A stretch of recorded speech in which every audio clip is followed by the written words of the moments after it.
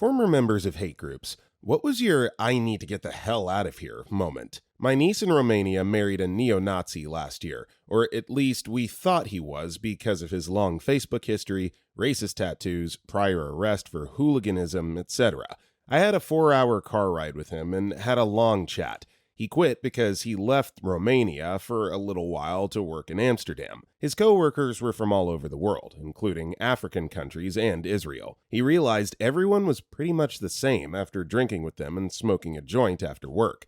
There was nothing about them worth hating. They were doing the same thing he was. He basically quit Facebook and started getting his tats modified, and hasn't touched politics at all since 3 or 4 years. Story 2. This is long, but I'm putting it out there. This was 30 years ago. I've probably only told this story 3 times in those years. It wasn't organized into anything identifiable as a group. It was more a large number of like-minded individuals living in the same North Alabama area.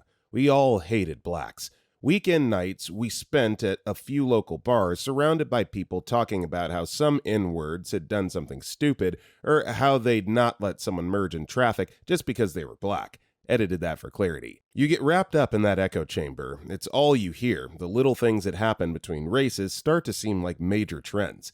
I went from being a guy who went to one of those bars as a joke to making friends with people there, to having them, and that attitude became part of my life. I lived that life. I was that guy. You want to fit in, so you find your own stories to share. You start subconsciously seeking out anything that supports the racial stereotypes that fit the narrative of the group. You find huge fault with the minor things that make us different. Those people accepted me. They were my support group, my pseudo-family. Almost my entire circle was made of people who hated every other race. We had some amazing times together. Huge, loving Christmas gatherings, vacations, hunting trips. It's not like everything we did was centered around racism. It was just an underlying theme that would come out every now and then. I celebrated at weddings, cried at funerals, and danced when babies were born. I was in church with these people on Sundays. I helped build 2 Habitat for Humanity's houses with people from that group, and we even raised money to help a local black family that had lost everything in a house fire. I think every group, everywhere, has a unifying thing that ties them together. This large group of people just happen to feel superior to black people. They didn't actively go out and do violent, evil things. They didn't all fly Confederate flags and spew hate. Most of them worked peacefully with black folks. Most of them were willing to help out black folks who had met with something bad. They just all felt that their skin color inherently made them superior. Then there was one night that changed everything for me. There was a couple of dozen people hanging out around a bonfire behind a bar, and I was listening to this guy I really didn't like go on a drunken rant about how white people and black people were different. He'd scream, "They all sell drugs," and I'd think, well, so do you, dumbass. They're all on welfare. He was living on disability scam checks. They're all a bunch of thieves. Coming from someone who's been to jail several times for stealing materials from construction sites,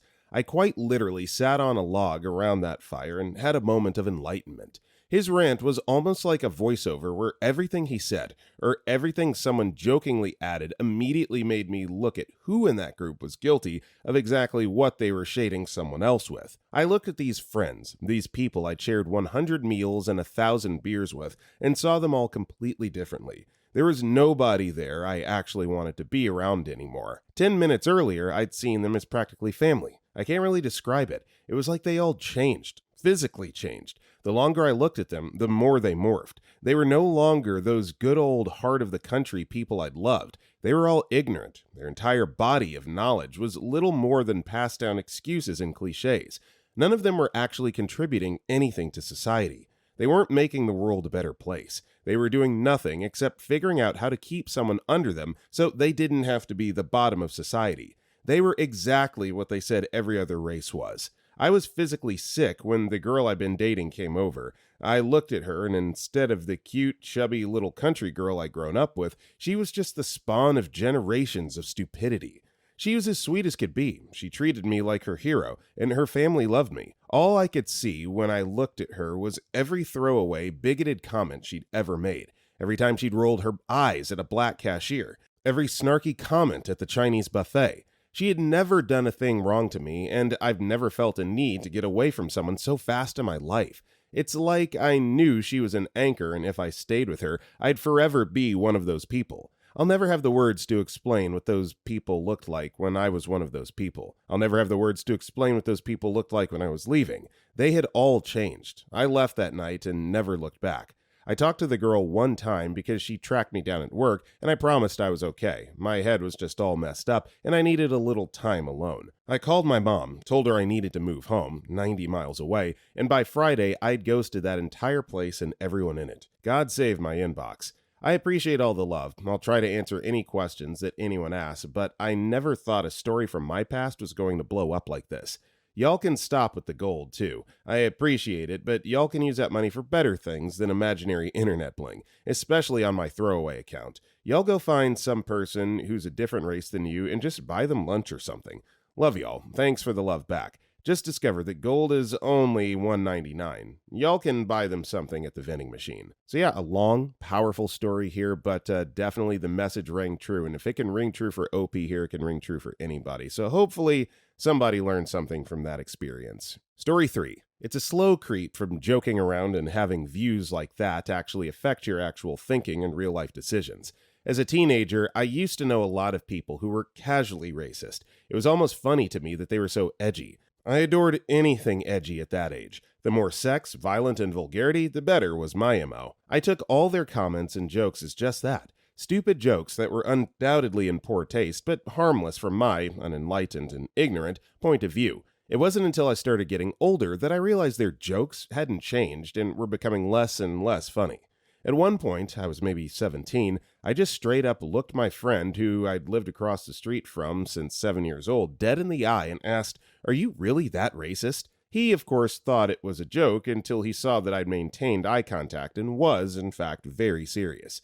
It took him a minute to answer. I honestly think that was the first time anyone had ever actually called him out on his casual, funny hate speech.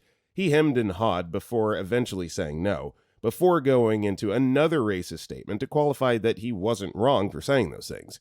That, from his perspective, it was funny and sort of true. He was one of my best friends growing up, drank my first beer and smoked my first cigarette with him. We rode our bikes everywhere together. He'd buy me french fries at the local pizza joint. We played video games, built forts in the woods, always knocking on each other's doors to play or hang out. He was a true friend. I haven't spoken with him in over 10 years. From the looks of his Facebook, it was a good decision to leave. It was a real loss, though. Looking back, it's crazy to me how I was able to brush off all the stuff he said. Dude actually had a copy of Mein Kampf as a teenager and said that he genuinely believed that fascism was the only way to keep people from falling into chaos. You have no idea how effed up your surroundings can be until you get out of it. I'm disgusted when I look back at some of the things that I freely laughed at simply because it seemed normal at the time. Kids can really lack perspective. I try to give people a chance for this very reason. There could be another kid like me out there who's just hanging around the wrong people. Story 4. I started to get older and learn more compassion. I was a lonely kid and I didn't have many friends, and I already grew up in a racist household, and many of my family members are neo-Nazis, covered with white supremacy tattoos. I discovered a group of older skinhead kids, and I fell into it pretty bad. As I was learning more compassion and slowly was shedding my neo-Nazi beliefs, my buddies were bragging that they beat the F out of another mutual friend of ours when he said he wasn't a Nazi anymore and he was dating a black chick. I was already thinking about leaving the group. It was basically a little gang. Once I found out they were beating up people for leaving, I realized it really was like a gang, and I didn't want anything to do with it. I was shedding my racism, and I didn't want to be involved. So I thought if I was a piece of crap enough to be a Nazi in the first place, I deserved to get beat up anyway, and if I'm getting beat up meant that I could get away for a life from Nazism, then that was good enough for me. I've still been a neo-Nazi for longer than I've been an anti-Nazi, but I'm looking forward to the day I can say I've been an anti-Nazi for longer than I've been one. Story 5. My uncle was part of the KKK. He was very poor and homeless, and the KKK supplies you with housing and food and pays for things for you. But he tried quitting, and one day as he left the bar, he was jumped by members and had his chest slit open. He had to get around 200 staples, but he still quit. Yeah, I don't think there's any stronger display of resolve than having your chest slit open, needing 200 staples just to close it up. And you're like, you know what? You don't scare me. I'm still out anyway. That's a boss move. Story 6. Long time ago, buddy of mine quit the Klan after just barely not getting his head taken off by a .44 mag.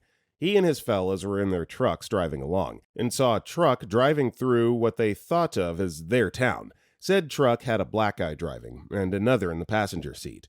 Being the kind of fellows they were, they took exception to this and gave chase, hooting, hollering, threatening to run the truck off the road, etc. As my friend was leaning out his window to yell some nonsense, the passenger in the truck they were chasing opted to instill a sense of caution in the good old boys via Ruger.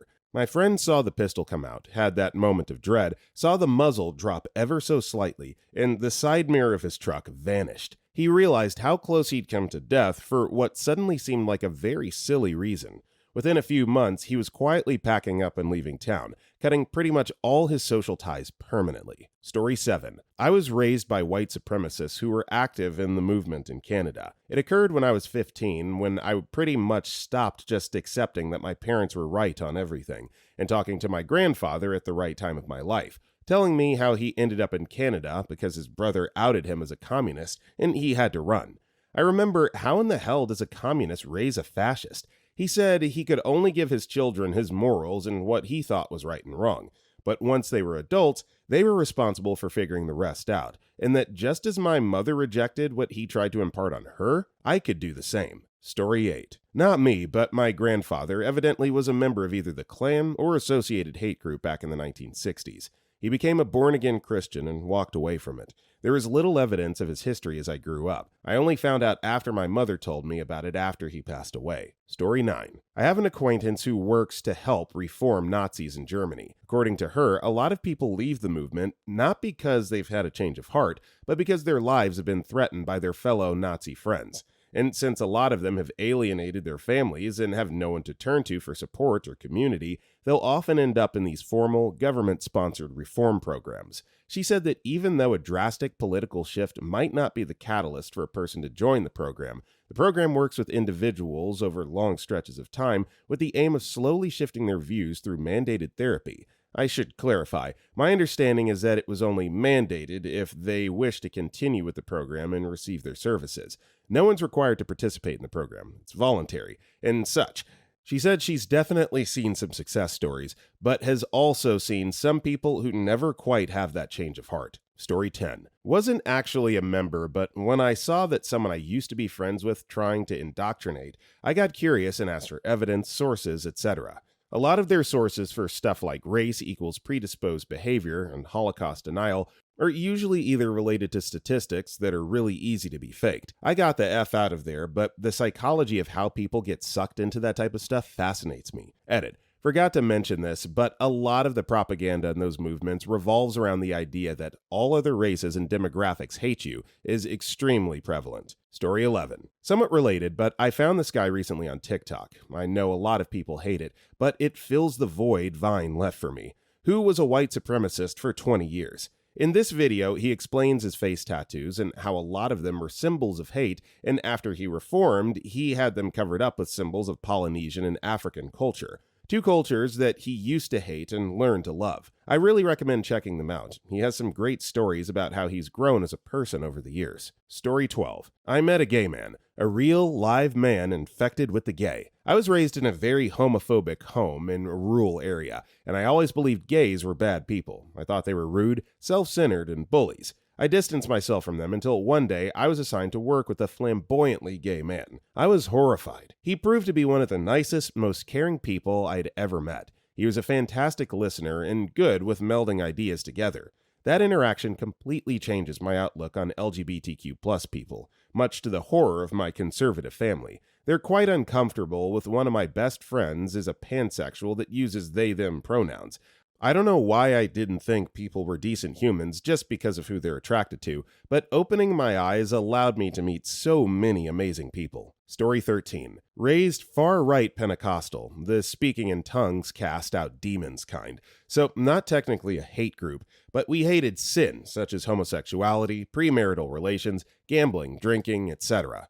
My world crumbled when I took some shrooms. They didn't expand my mind so much as allow it to think what it wanted to without fear of being instantly struck down by lightning. I took them because my marriage had been falling apart, even though I'd done everything by the book, and I wanted to escape for a few hours. I figured I could pray for forgiveness later. In the afterglow of my trip, I came to the realization that everybody was just some dude, ate breakfast cereal like I did, took daily craps like me too. They had no more right to tell me what was right or wrong than I did, and if I didn't want to live out the rest of my days in misery, I could either get divorced and condemn myself to hell, or I could get divorced and decide the whole thing was bullcrap. Folks, it's bullcrap. Story 14. Not a neo-Nazi or even really a group of any kind of note, but a group whose main identity consisted of hating on people. It was mostly just a Discord server, though some of the people who lived near each other would regularly hang out and occasionally attend protests. I joined because I was under the impression that it was just a group of like-minded people unhappy with the current state of the world.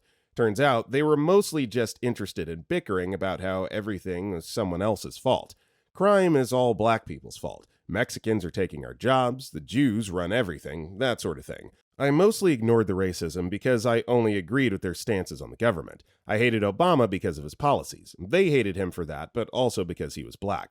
The moment I realized I wanted nothing to do with these people was the Las Vegas shooting. To this day, they claim the Sandy Hook shooting was fake, and the evidence they presented was enough to convince me. So when the Las Vegas thing happened, I was prepped to believe it was fake, and they were quick to point out how fake it was. I know it's horrible now, but when you don't have any contact with these kinds of things, and all you hear is one side's story, while fundamentally believing the other side has an agenda, it's easy to believe a lie. That was until the night after the shooting, when my sister told us about her friend calling her on the phone in a panic while trying to escape the shooting scene. Turns out that one of my sister's close friends was at the concert when the shooting happened, got separated from her group, and couldn't reach any of them, so she called my sister. I talked about this in the group's Discord server, and the response was to call my sister's friend a crisis actor.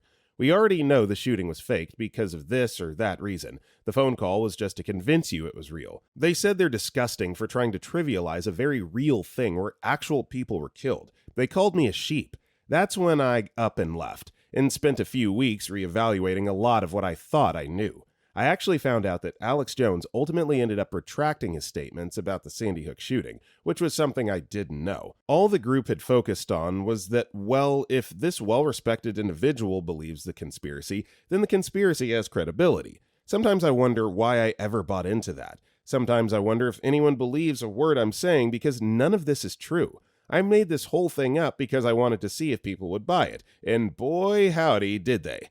Only one person bothered to call me out on it, and that still didn't stop me from earning gold on this completely fabricated story. Story 15. My dad was a KKK member, and I became a neo-Nazi skinhead at the age of 14, because it was acceptable rebellion, i.e., I could be a teenager but not risk getting kicked out or upsetting my parents too bad. At 18, I married a former Klansman who also had ties to a neo-Nazi group I was in. We bounced between various groups for about a decade after the main neo-Nazi group split, including a year or two where we were both on the state board of the local KKK. There were times I thought about leaving and was having second thoughts, in part because of hypocrisy and how most racists we knew lived and behaved worse than they were stereotyped other races as doing, and in part because of growing misogyny in the larger racist movement. But I was worried about losing all my friends and my family if I did. Being an open racist isn't really constructive to making or keeping friends who are not also racist. The final straw was twofold.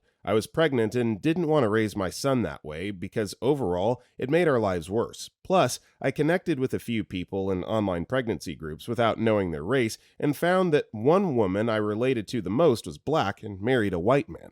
My husband had also come out as bisexual and during my pregnancy had told me he was possibly transgender. He had dating profiles online stating this, and I was worried some of our friends would literally kill him if they found out. Story 16. I'm white and my husband is black. My dad's a very old-school Southern Green Beret who always told me that I was not to, quote, date outside my race.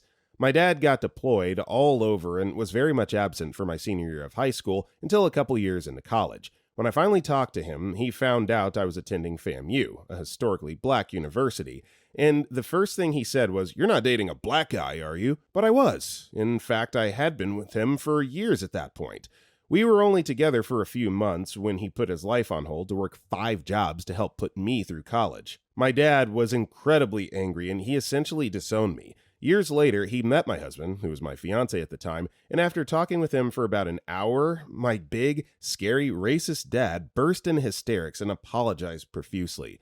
It was like a switch flipped while he was talking with my fiance, and he realized that he was the a-hole and he just kept apologizing. It was shocking, honestly, and something I won't ever forget. It's been almost 10 years since that day, and he still apologizes and is trying to make up for it. Story 17. My grandma says the reason her father, my great-grandpa, the nicest man I'd ever met in my life, left the KKK in Oklahoma was because a few of the older male members were starting to get handsy with the young daughters of the other members.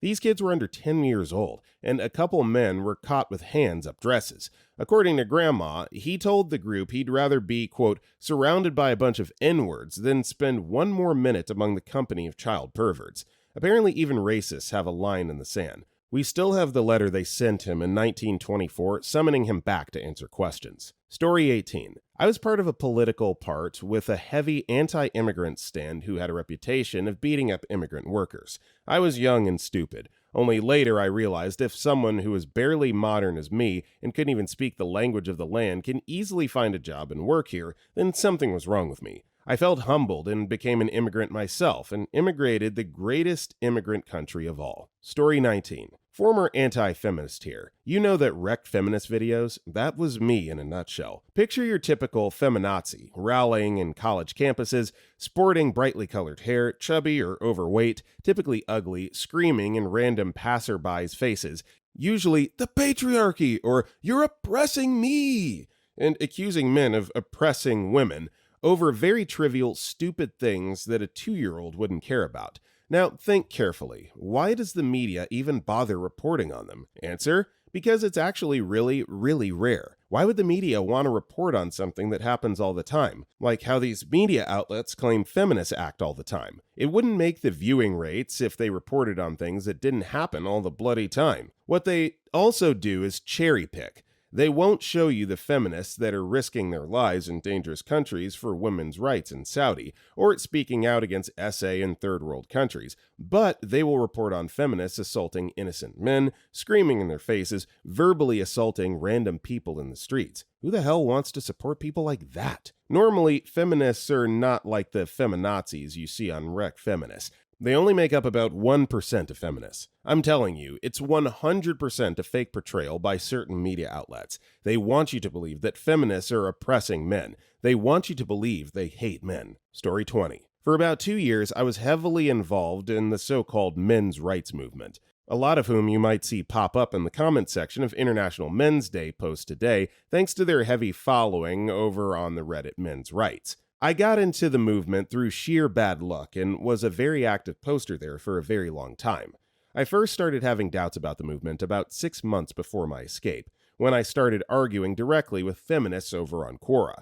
To my surprise, it didn't take long before I was discussing things peacefully with them, and I actually made a friend or two over there. I started to see things from a more balanced point of view than before and tried sharing my findings with my MRA friends. That was when the harassment started. Several members of the MRA community started stalking my Reddit account, attacking me verbally across Reddit. They eventually found a link to my Quora account and started bombarding me there too. At this time, I still believed in the core of the MRM. I still took the time to post regularly on their community and even organized a small meetup at a local cafe for an International Men's Day.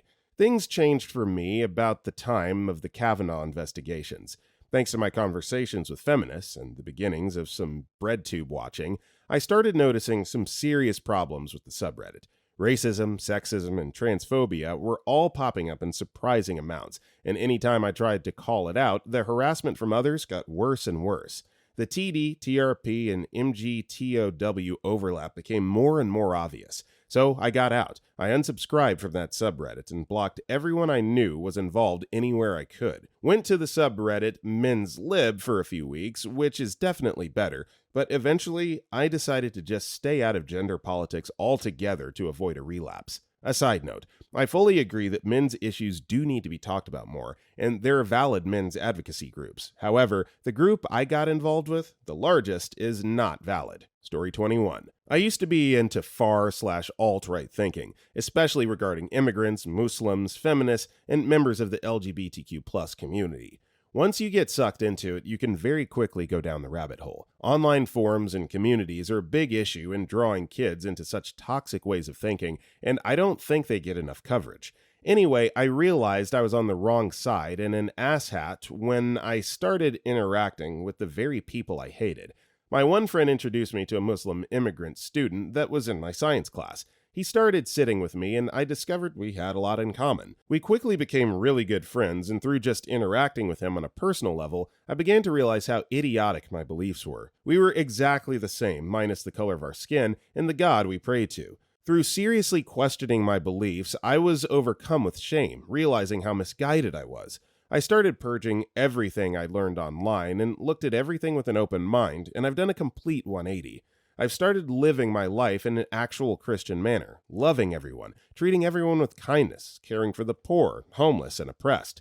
Going on 10 years of friendship with him, we both consider each other our best friend. Wildest part is he doesn't even know how much of an impact he's had on my life and the debt I'll never be able to repay as far as I'm concerned. Story 22. When I realized the jokes weren't jokes and the pagan symbols weren't pagan symbols and too many people separately agreed the head guy was a predator and suddenly the women started dying. It was an online/dark web group, but deeply close-knit. Tons of video calls and arranged meetups and stuff. Targeting artists and creatives and psychonauts and nerds and just kind of misfits, with tons of pagan and occultism and an edgy veneer. They had spilled onto Facebook to recruit people back in 2014 or so. I was attracted because I'm a free-thinking artist myself, and I'd had 10 years of overall not-so-bad experience with pagan/occultism online, that put me at ease thinking this was just another nice group to hang with for a while. We pagans didn't exactly have a lot of churches, you know. Online groups was all we had, especially while living in more conservative areas like where I was at the time. Anyway, didn't know what I'd signed up for till too late. Just wanted to smoke my medical cannabis and do some artsy-fartsy, edgy, pagan-y, philosophical, nerdy chit-chat with other misfits like me, man. I craved the mental stimulation and belonging, and that made me ripe for the pickin'. Then the Nazis infiltrated, which I say in quotes because I'd later realized this place was really their front all along. And I listened to them. I did. I disagreed repeatedly, but I'm an open-minded person, so I actually did let the nice ones talk to me.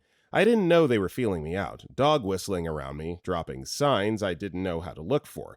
Didn't know what was going on. Didn't know this was their radicalization ground. Got myself hardcore stalked and a whole slew of death threats after the first two women, both friends of mine, died, and I openly said it seemed suspicious as F. I spoke out one too many times, and in their minds, it was fun to try and self-unalive bait to death because I was mentally ill. They consider that a public service, eliminating the unfit, especially females, I guess.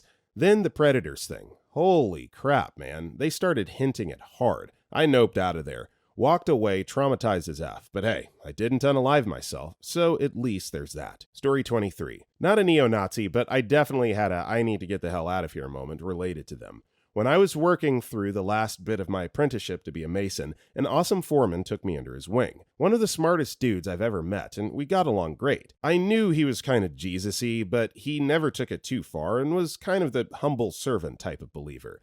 He taught me how to read blueprints, how to run a job from startup to teardown, and was just really a great guy to learn from. He knew I liked target shooting, so he invited me out to his property to do some shooting. I was kind of surprised to learn he'd built his own kill house type of course, but I was totally down for it. Just seemed like a redneck thing, and honestly, kind of a good time. Got out there, and there were a handful of other dudes, all nice and really helpful. It all came to a screeching halt when one of them went to scratch the back of his neck and had an SS tattoo. I just asked him point blank about it, and he said, "Oh, yeah, man, I figured you knew. We all met through the nation," meaning Aryan nations. "We were going to see if you were interested in coming to some get-togethers of ours. Don't believe what you'd heard out there. We're all just Christian men who want the best for our families." I excused myself, thanked them for their hospitality, and the foreman for his friendship, but it wasn't something I would ever consider involving myself in. The 50 yards to my Jeep were some of the longest steps I'd ever taken, as I half expected to catch a bullet. Took Monday off to go into my employer's office and explain that I felt I was in a bad situation working there and likely wouldn't be comfortable. Last time I saw the foreman, he was sidewalk preaching, talking about how gays are damned. I learned I'm a horrible judge of character. Story 24. I don't know if this qualifies, but I grew up mainly with my mom. I was born in the early 80s, so in the early 90s, my mom made me aware that my grandfather, her dad, was in a club. I only understood that it was literally a fairly deeply connected local mob. And those meetings and Christmas gatherings and all that were more or less covers for setting up laundering businesses, etc., until I got much older. In any case, they were all extremely racist people. Everyone was involved in this, from plenty of local law enforcement to city council members and everyone in between. My grandfather had mentioned to me at a young age that I would be in the club one day and that he would be proud of me. My mom has always been fairly open-minded in that one of her best friends was openly a lesbian when that definitely didn't fly in my era. She was also friends with plenty of black people and even dated a pretty cool biker black dude for a while. I never had any problem with any of this, as I was simply raised to look at everyone as just people. My mom instilled that in me. So, flash forward to a few years later. One day, apparently my grandfather found out that my mom was dating cool biker guy that happened to be a black dude and basically told her over the phone that he had to disown her for doing so. The phone volume was loud enough that I could hear nearly most of the conversation. My mom was extremely upset and crying on the phone with him. She hung up and then explained what was happening. I was a bit shocked that what he had said to my mom was so hurtful and hateful. A little time had passed, and I'd come to the realization that he literally hated my mom was seeing someone that was only nice and great to my mom and myself. I told my mom I was pissed off and I was going to call Grandpa. She told me not to, but I did it anyway. I called up my grandpa and yelled at him, telling him that I didn't want him talking to my mom anymore and that I didn't want to ever join his stupid club that steals from people and hates other people for no reason at all. I was only 12 at the time, but I look back on that and I realized that I understood exactly what I needed to about people close to you being total pieces of crap. This may not be an ex-member of a hate group response, but rather seeing the signs early and knowing to stay away and not to go down that road. And if a 12-year-old can notice these signs and red flags, anybody can, and it's a very brave thing to stand up to this and even harder to walk away from it, especially when it involves your family. So good for you, OP. Story 25. Not a former neo-Nazi, but I worked with a guy whose dad was in the Klan. Brawl breaks out at the bar, and he's getting boot-effed. One of our few black bouncers jumped in and saved the guy's life. Dude disowned his dad, got his rebel pride flag tattooed over, and had the dude that saved his life as his best man at his wedding. The feels from that moment were so strong. Story 26. I wasn't a neo-Nazi, but I grew up in a family of Baptist missionaries, third generation. Our organization had been on the news. They'd had some horrifying policies. When we moved back to the States for an extended period, I treated my school like my mission field. Santa is the devil, trying to distract you from Jesus. I argued with my science and history teachers. I believed the earth was 6,000 years old, and that Christianity was the first and oldest religion. In my teens, I started studying theology more intensely. Things got weird. My teenage rebellion was to become hyper-Calvinist and switch to a smaller, stricter church. It was the Bill Nye and Ken Ham debate. I was so excited. My family made popcorn, etc. I was thoroughly disappointed by the end. I wanted to debate, and Ken Ham just gave a sermon, while I heard Bill Nye actually arguing and making points. I had been involved in a Facebook argument before it started about the debate. It continues during and after. I was feeling vulnerable, I guess, and I was doubting my beliefs. I may be the only person ever to have been convinced I was wrong via a Facebook argument. It was when my dad said, "Bill Nye is so blind," that I stuck with the thought, "You're so blind." And I really realized I had been blinding myself. We were all blinding ourselves about the whole damn thing, and using faith as an excuse. Story 27. I'm not a former member of a hate group, but a passion of mine as a political advocate is to explain to other millennials how vulnerable they are to radicalization on social media. I highly recommend watching Faraday speak about how he was radicalized and what it took to question his reactionary thought process, as well as Innuendo Studio's playlist of video essays about alt-right's methods of radicalization and mainstream infiltration. I'm also open to talk to anyone that's interested in learning more about radicalization and how it's shaping the current and future landscape of politics. Story 28. Well, I wasn't super far into the Nazi thing, although the police did think I was the leader of a satanic Nazi cult. But when I was about 15 to 16, I ended up having the hate crime squad investigating me and my friends.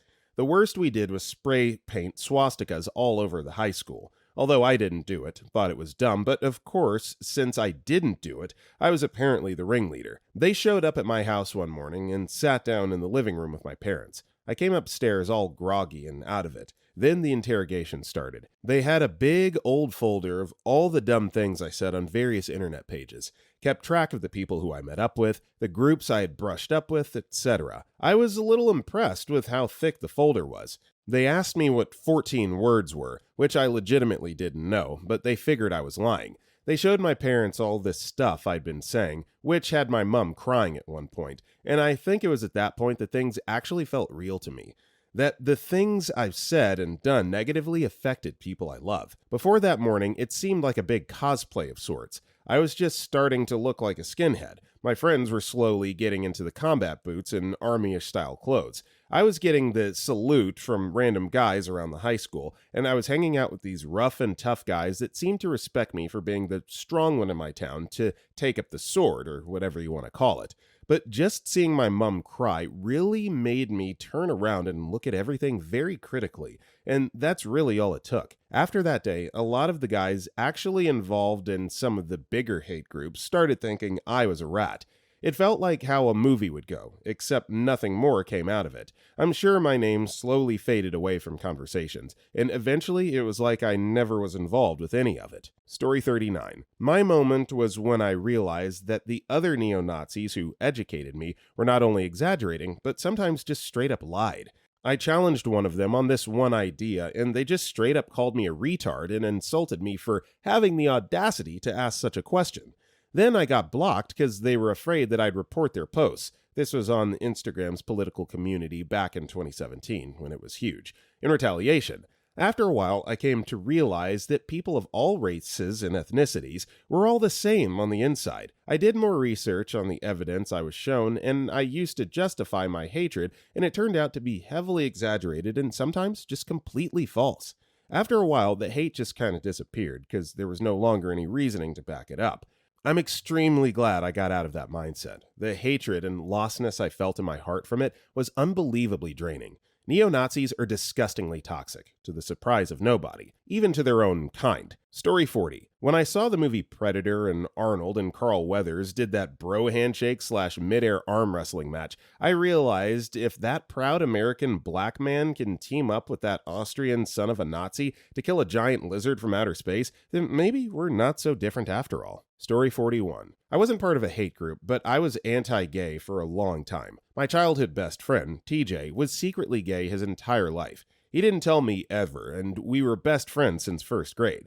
In 7th grade, my family and I moved, so I ended up going to a different school. Wasn't too far away, less than an hour, so TJ and I still remained in contact for a bit.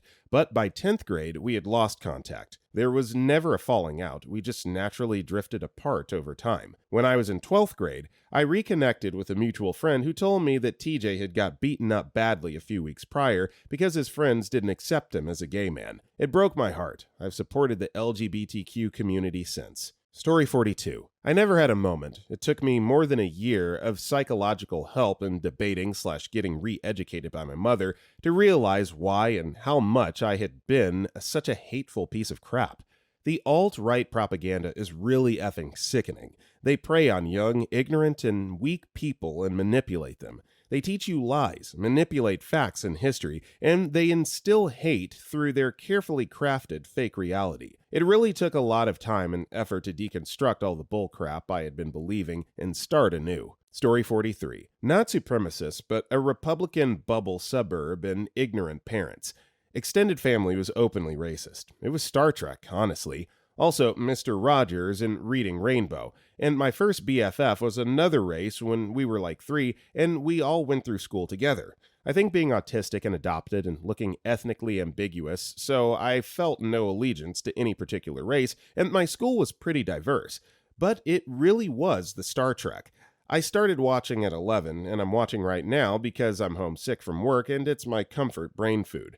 It's a show that grows with you and continues to challenge you when you're ready to take on more challenges. When I was a kid, it was, if people I admire, Picard, Deanna, LaForge, can live and work with people from other planets, then what's so hard about being friends with other humans who look a little different? Then I got older and understood the socio-political episodes, the ones about oppression, ignorance, that broke down systemic, institutionalized racism. I saw it on TV. I heard ignorant people in my life not understanding something as simple as redlining, and I saw that those people were racist and they were wrong. Story 44. I grew up at the top of the caste totem pole in India. Like among the top caste, we were the top subcaste. My entire childhood was a combination of my parents making excuses for how the lower castes were destroying the country, or celebrating the deep academic and professional accomplishments. I'm related to a couple of noble irates of our community. My parents wouldn't even touch utensils that the domestic staff used because they were lower caste. I had a very easy trigger on how I got out of this mode of thinking. My household was vegetarian, and part of the deep academic traditions of the household was reading a lot of English literature. I slowly gathered a pattern that eating meat was a common enough thing in seemingly every single book that got down to describing a dinner, etc. And yet my family had scoffed at meat eating as typical of the inferior lower caste. The seed had been sown. This, unsurprisingly, accelerated when I ended up in the US as a very young adult.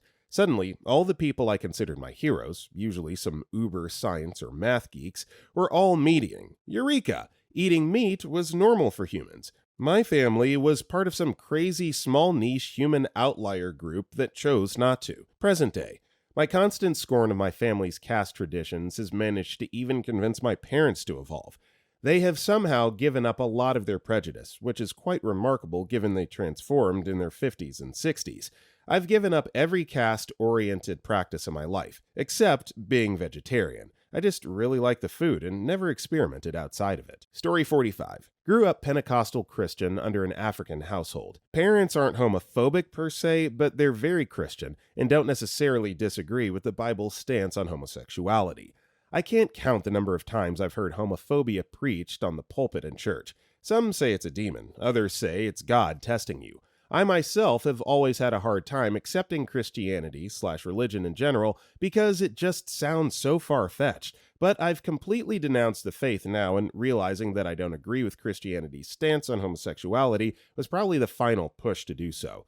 I realized I do not want to serve a God that makes people gay, then punishes them for it. Even if he exists, which I doubt he does, I refuse to call him my master on account of the fact that he's effing cruel. Story 46. My father, and his side of the family, was a white supremacist. I never got racism as a kid, especially because we lived in a bad and mostly black neighborhood, and all my friends were black/Hispanic, so I didn't understand the hatred whatsoever. My moment, TM, was when he sicked his dog on a black boy for playing in our yard. I was like 8. My mom took me and left him after that, and I haven't seen him in 10-ish years now. My daughter is half Hispanic. If my dad's side still considered brown people as subhuman, then I guess they can die mad about it, lol. Story 47. Definitely never been part of a hate group, but used to be a fairly conservative/strongly right-wing, and now very hard left-leaning guy. It'll sound stupid, but it's worth considering how memes can pull you into horrible crap if you're young and dumb enough.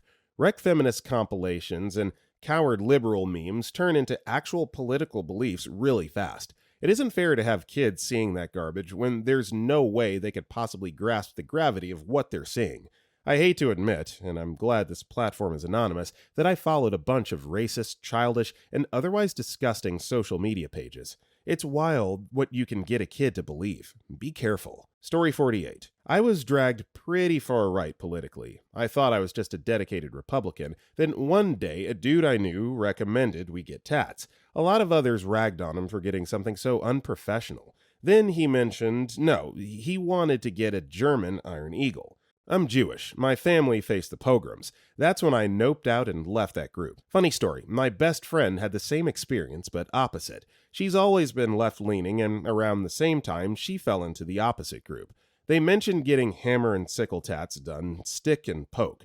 Thank God we both are smart enough to say no. Story 49. Alright, 2,000 comments on an hours-old post. No one will see this, but I was on the wrong path for most of my adolescence. My dad is a low-key racist, not a Klansman or anything like that, just a get off my land type that thinks he has more entitlement to the nation because of our white ancestors. Combine that with the fact that we lived in an overwhelmingly Hispanic area, and I was one of maybe 10 white kids out of 1,000 in my elementary school, the only one in my class. I was bullied for being white. My fourth grade Hispanic teacher and her best friend, the principal, hated me. I was socially outcast. We moved to a nicer town with a higher population of white people. I'm not implying the correlation, and our lives improved. I equated the improvement in our lives and the new friends I had to the higher population of white people. Having been the victim of racism, I in turn became a racist as I entered adolescence. I remember distinctly concocting a plan once to rent a moving truck and then load it up with day laborers from Home Depot, then locking them in and driving them to the border. Thankfully, that stayed an evil little plan in a confused teenager's brain and was never carried out. Had Trump been elected in those days, I'd have been a MAGA hat-wearing, build-the-wall supporter. I'm not sure when my worldview changed. Maybe it was getting an education in college. Maybe it was falling in with a group of people who had a different worldview. I never had a get the hell out moment, but every day I count myself lucky that Trump and his ilk weren't in power during those years to reinforce my hatred. Story 50. Well, I'm still somewhat right-leaning, and I wasn't exactly in a physical IRL hate group, but I was on a nationalist Discord server and had regular PMs with this one guy, who was let's say, more radical than the others. I left that server at that time that I blocked that guy, and I decided to block him and leave the server when he went from gay people should have mandatory conversion therapy to gay people should be burned on crosses. I just realized that I could slowly see my views inching further and further right, and that given another year, I'd probably be exactly like the dudes on the server who I made fun of for thinking everything is a Jewish setup, being extremely sexist, just generally hyper-conservative, etc. I would say that I'm now again politically what I was when I joined the server. These are my results from a test a few days ago. Economic, left/right, 63. Social, libertarian/authoritarian, negative 2.56. Initially, I was a bit further to the right and a bit lower down. Like I said, I obviously can't speak for IRL groups, but I do believe that a lot of this recruiting into the ideology happens on the internet, and this sort of ideology can affect literally anybody. I knew people on that server who were female, gay, etc., that would either tweak some fascist belief so that they could live with themselves or wallow in self-hate. I also believe that, as far as the group I was in, they intentionally invite people who are slightly to the right, so that they can bond over dislike of illegal immigration, gay marriage, whatever, and make it more extreme. The dislike of illegal immigration will translate to deporting all immigrants, legal or illegal, and the dislike of gay marriage will translate to making homosexuality in general illegal. If you'd like to know how the hell that one guy's beliefs were more extreme/odd than the rest, feel free to PM me, because it's crazy enough to be entertaining. Story 51. I might regret this in the morning, but here we go. I had a very bad mental health incident when I was 20. A break with reality due to incredible abuse/trauma and untreated PTSD. It also worsened with a physical condition I had and put me flat on my back for a year in a bad state, and left me with a cliff to climb when I got back up. At 21, my life as I knew it was over. My dream of being a tradesman was gone. I was phobic of people, and my body was in such bad shape a wheelchair was considered heavily. I had to go on disability for the totally and permanently disabled. Those are not words a 21-year-old can hear, especially not an alcoholic, PTSD-ridden, closeted trans 21-year-old. I was fragile as hell, full of self-loathing, reinforced by a family who mercilessly, verbally, and sometimes physically abused me for failing them, and I didn't know where to turn. I required a full-time caretaker, and that person was abusive family as well, so I turned to the internet for community. I fell in with an alt-right group pretty hard. They validated my fears, my pain. They heard me, and they gave me someone to blame. More importantly, they gave me someone to blame who I could feasibly hurt. Refugees, immigrants, people with skin darker than mine, the trans community, leftists, people making a noise about inequality, people I didn't see myself or represented in or was too scared to. I let myself be bullied out of standing up for myself by my family, and I displaced that blame onto people brave enough to fight for equality, for representation, for acknowledgement of the failings of the system. I was, as they put it, a model minority, a disabled dude who busted ass, became crippled, and sat around letting the system beat him up and just accepted that. I resented them for fighting back. I thought I deserved acknowledgement and felt invisible, but I wasn't to my new friends.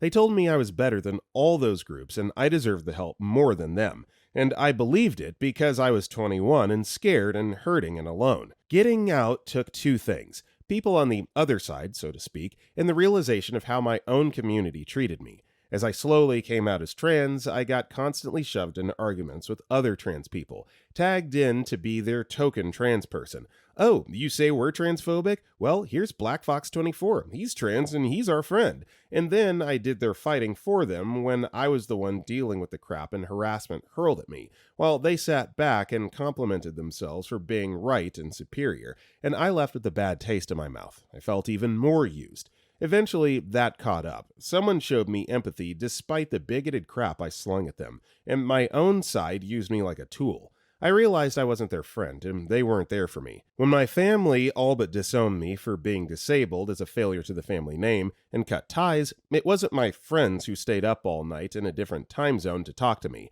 It was that person on the other side. It wasn't my friends helping me find a therapist who would address my dysphoria or get assistance for my disability. It was that person. And slowly I realized my friends weren't friends at all. As soon as I began pulling away, they began to love bomb me and dig at the people who helped me. And then, when I pulled farther, they turned on me, accused me of going soft, sympathizing with, well, you can imagine the slurs, including several that applied to me, several I'd heard from my family. I'd hit home. I was isolated from those communities soon after. They stopped reaching out when I said I was done fighting people online, done aggressively defending their details for them. At one point, I told some of my friends to fight their own battles when they were getting hate for saying some effing awful transphobic crap, and one person who I thought was my good friend started hurling slurs at me. Said I betrayed them, that I deserved to suffer, and that I didn't belong. They were right, I didn't belong, so I left, and I haven't regretted it since. I was a dumb kid who was willing to believe that if I was in their ranks, none of the hateful, violent crap they said or threats they made could really be that bad, because they accepted me, and that was effing stupid. I treated myself like crap for an ounce of acceptance, and once I saw that, I got the hell out. Story 52. Not necessarily part of a hate group, but I definitely had that oh crap, I'm part of the problem moment. I've always considered myself a proponent of equal rights and equality for all. And then, a while back, I realized that I had been a huge hypocrite. I didn't like feminists, thought they were all man-hating women just pretending to care about equal rights. I thought the Black Lives Matter movement was detrimental to equality. I hated the term white privilege and thought it was bullcrap because I happened to be lower income and didn't have the privilege it was talking about. Obviously, I didn't truly understand what it was at the time. I was in huge echo chamber groups on sites like Tumblr that backed up these beliefs. I got into arguments all the time online about all lives matter and other bullcrap that's really just hiding prejudiced ideals in the name of equality. Then one day I was looking for articles and information to back up one of my arguments, and I realized there was nothing I could find to back up my arguments that didn't have overly prejudiced ideals. And then I realized that's because what I was arguing was prejudiced, and there was nothing to back me up, because I was wrong. I began noticing that the internal commentary going through my head had underlying racist or misogynistic tones sometimes, and started working to change that because that's not who I wanted to be. It's kind of a shock when you realize that the thing you think you've been a proponent of, for me, equality, was not actually equality at all. I got away from those echo chambers and started educating myself and reading more articles and books written by those who were more educated on these subjects than myself, and now I work hard to be conscious of my actions, thoughts, and words and why I think them, if I really don't like this person or ideal, of what it stands for or not. It's rattled my outlook on life when I realized how many people are inherently prejudiced and don't even realize it because they think as long as they're not shouting out how they hate other races, genders, sexual orientations, etc., then they're not prejudiced. Story 53. A guy my dad worked with, also ex-military, said he thought he was just hanging out with a bowling group that for some reason had stopped bowling and he hadn't thought to ask why. They all hung out on Tuesdays and Thursdays, but one time they had to meet on a Wednesday, so he skipped church to meet up with the guys. Turns out that the next day, Thursday, the local black DA was formalizing charges against a white guy. Not a guy in their group, just a local white guy that had probably committed the crime. So they needed to meet a day early to see who knew what so they could make an IED to put in the DA's car before court the next day. Someone's brilliant plan was to start brainstorming at 7 p.m. to build a device to blow up a car that needed to be in the correct car in hours. No one knew what they were doing. He called the authorities, and a SWAT team came and grabbed everyone, including him for appearances. Story 54. I wasn't part of a hate group, but did unknowingly spend time with someone who was the leader of a neo-Nazi crew in my area. I had no idea he was part of that until the day I introduced him to my Hispanic girlfriend, where he proceeded to literally rip his shirt off, exposing a giant swastika covering his whole back and a clover tattoo over his heart, among other white supremacist symbols. And he started screaming at me, calling me a race traitor, and I would become a slave alongside my, insert racist slurs here, girlfriend, when the revolution came, and I had better hope he's dead by then, otherwise he's coming for me personally. Needless to say, we noped out of there. Story 55. I was never a Nazi, but I was raised in an incredibly racist Southern evangelical cult. It just seemed pretty normal to me. My grandparents were conspiracy theorists, racists, anti-government, and really into the notion of a hateful God but peaceful Jesus. They paid my tuition to go to a private school, where my indoctrination continued. The oppressive nature of the 80s, satanic panic, etc., followed by the progressive trajectory of the 90s, free Tibet, played a big role in me outgrowing my beliefs. One day in theology class, we may have called it Bible class, but it was 6th grade or so, and that doesn't sound right. The instructor, a non-accredited local pastor who preached at the church attached to the school, and I got into an argument about divine forgiveness and compassion. I asked, hypothetically, if the fallen angels could ask God for forgiveness. He was so effing rude about the notion, and explained that angels were more or less an unprotected class of being, and that only faithful and genuine members of our specific branch of Christianity were worthy of forgiveness. It was too unjust a position for a deity to take. I then realized there were an awful lot of unprotected classes in our society, and the only information I had about other people, other religions, races, sexual identities, etc., was from the same crew who just told me that God didn't give a crap about his angels. I still subscribed to various bits of Christian mythology for a few years after this, but this particular exchange opened my eyes to things wrong with our take on it.